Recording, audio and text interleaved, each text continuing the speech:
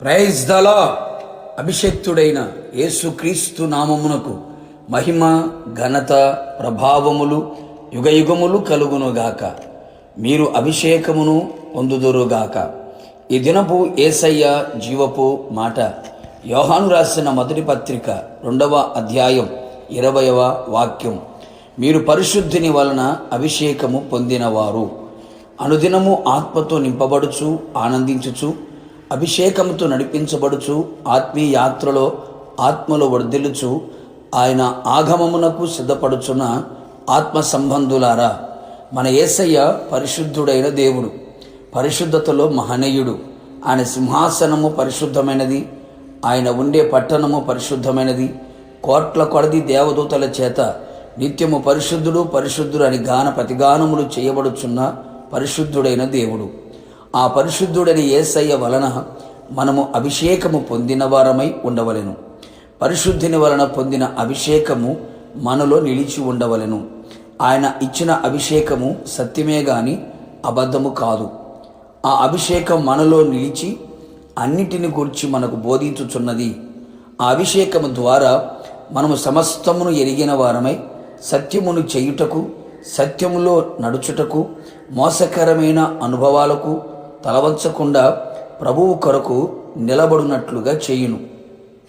అనేకులు ఈ అభిషేకము లేనివారై, సమస్తమును ఎరగని వారై సాతాను కుయుక్తులలో మోసములలో పడి అనేకులు మోసకరమైన బోధతో నింపుచు ఈ అభిషేకము లేని వారిగా కనబడుచు ఉన్నారు. ఈ అభిషేకము మనము పొందుకొని మనం ఉదయంలో నిలిచి ఉండినప్పుడు మనము ఆయనలో నిలిచిన వారమగుదము, బహుగా ఫలించదము, ఆయనకు శిష్యులుగా మారెదము. పరిశుద్ధిని వలన పొందిన అభిషేకము వలన క్రీస్తునందు స్థిరముగా నిలిచి ఉన్నట్లుగా చేయును. అవును ప్రియులారా, ఆ అభిషేకము మన హృదయమును, మన మనస్సును, మన అడుగులను స్థిరముగాను ఆయన కృపలో, విశ్వాసములో, పరిశుద్ధతలో, నీతిలో, యథార్థతలో అంతం వరకు స్థిరముగా నిలుపును. పరిశుద్ధిని వలన పొందిన అభిషేకము చేత అధిక బలమును మనం పొందేదము. నిజమే దైవజనమా, మనం ప్రభు యొక్క మహాశక్తిని బట్టి ఆయన యందు బలవంతులమై ఉండవలెను.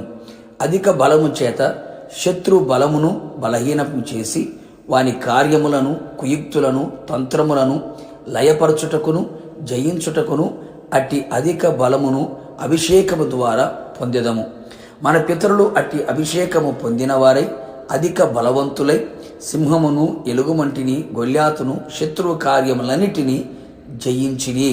అవును ప్రియులారా, ఈ కడవరి దినములలో, అపాయకరమైన దుర్దినములలో ఆత్మీయులు సహితము పడిపోవచ్చు, పడగొట్టబడుచు పతనం వైపు ప్రయాణము చేయుచున్న ఈ దినములలో అభిషేకము ఎంతైనా అవసరమై ఉన్నది. ప్రభు సన్నిధిలో బాగుగా ప్రార్థించి, ఉపవసించి, కన్నీళ్లు విడిచి ప్రభు పాదాల చెంత చేరి పరిశుద్ధపరుచుకొని ఆయన పాద పద్మములపై నిలిచి అభిషేకముతో నింపబడేదము. ప్రభు రాకడ వరకు మనము స్థిరపడిన వారమై జయించుచు, సమస్తమును గ్రహించుచు, ఆయనకు ప్రీతికరమైన సేవ చేయుచు, ఆయన రాకడ కొరకు మనమందరము సిద్ధపడదము. అట్టి అభిషేకము మనలో ఎప్పుడు నిలిచి ఉన్నట్లుగా, అట్టి అభిషేకముతో నడిపించబడినట్లుగా సహాయము చేయునుగాక. ప్రార్థన. పరిశుద్ధతలో మహనీయుడైన యేసయ్య, నీ పరిశుద్ధమైన పాదములకి మరొకసారి స్తుతి స్తోత్రములు చెల్లించుచు ఉన్నాం.